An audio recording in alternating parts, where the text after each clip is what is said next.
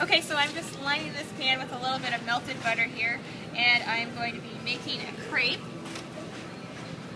So this is my crepe batter here. It's kind of like a thin pancake batter. I'm going to use about 1 ounce. I'm just going to coat the bottom of the pan here. So the goal is to make sure that this crepe is nice and thin and even. So if you tip your pan around like that, you can usually get all of those holes covered up, and then just set it back down on your burner there. This only takes about 30 seconds to cook on one side, about 10 on the next. So I can tell that this is ready to flip already, because I see a little bit of color through one side of it. So some people like their crepes completely pale, some people like a little color. I like just a touch more color, so I leave it there for a few seconds. And then I have a whole bunch that I've already prepared so that we can make crepe Suzette, and I'm doing it with blood oranges today. This is ready now. See, it didn't take very long at all. So I'm just going to switch pans here. I'm going to use this larger pan so that I can make a big batch of crepe Suzette. So traditionally, crepe Suzette would be made with regular oranges, but I'm using blood oranges today, which look like this. The inside is blood red, hence the name. So I'm going to be using some of the fresh juice, which I've squeezed, some of the zest, along with a little bit of the segments for garnish. So I'm going to add the butter to the pan. We're going to be making a caramel sauce here, so you need a good amount of butter if you're making a larger batch. And then I have some zest. I'm going to add some of that. I think I'm just going to add a little bit more from the orange. So that'll add a lot of orange flavor, all those essential oils and the zest. So you can see that I'm just taking off that color. On blood oranges, it's really easy to tell when you zest it too far because the skin is such a deep, dark color. So just that real thin outer layer. Oh, I can smell the orange. Okay, I think that's probably enough. And then we're going to add just a little bit of that fresh juice here. So caramel can be made with water or cream as a base, along with that butter and the sugar. And this is just going to add a real strong orange taste using this instead of water or cream. That should be good enough.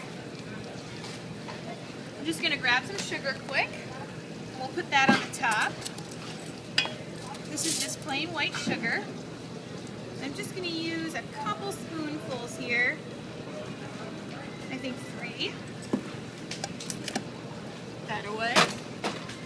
And then I'm going to swirl it one more time to just combine some of that sugar with the butter and the juice and the zest. And then I'm going to start coating my crepes. So you can see how thin and delicate these are, but they're going to hold up in your sauce. So just back and forth, fold it over, and then fold it into quarters. You want to be able to fit a lot in one pan. Or a few, and then you'll have a lot of extra sauce for your ice cream afterwards. So I'm just going to take that one, put it over. Another. Usually I can get anywhere from 8 to 10 in a pan for a batch about this big. It depends also on the size of your crepes. So it's also important to coat these really well because when you add the brandy and flambe this, that fire can actually singe some of that crepe that's showing that's not coated with the sauce there. So very important to coat them. Okay, how many do I have? 1, 2, 3, 5. I can get a couple more. One more, and I think we'll be ready. Proof that even a chef makes a mistake. All right, I think that's going to be just fine there. So I just want to take my spoon here and try to coat the tops of those with a little bit of that caramel. And you can see how it's really getting thick there and bubbling up. That's exactly what you want. If it starts to get a little too dark, just turn your heat down or take it off the heat for a second while you're trying to coat these. That way you won't burn any of the crepes and you won't burn the sugar in your sauce. So now I'm going to do the exciting part that everybody loves, the flambe. I'm using some brandy for this. That's going to add a little more of that kind of deep dark flavor, that nuttiness to the caramel. And I'm pouring it in a separate vessel because if I were to pour it straight from this container, it's highly flammable and that strong heat could make something bad happen in the whole bottle. So we don't want that.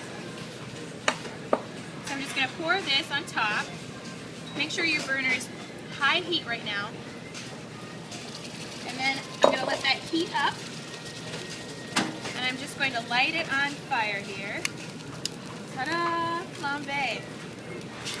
Now, while that burns, if you want to make a little more show, you can actually sprinkle cinnamon and sugar on the top, and the cinnamon will spark just a little bit. Can you see some of those sparks floating up? So they're kind of like little fireflies in the campfire. I think they're pretty. Plus the cinnamon adds a really beautiful smell to the air. I'm just going to swirl that around, get some of the brandy everywhere. There we go.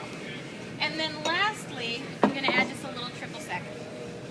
This is just to add a little more sweetness and a little more orange flavor. So you don't want too much. And it does not flame very well, so I add it at the end to make sure that those first flames are really large. So now we're just going to let this simmer away a little bit, kind of boil off some of that alcohol.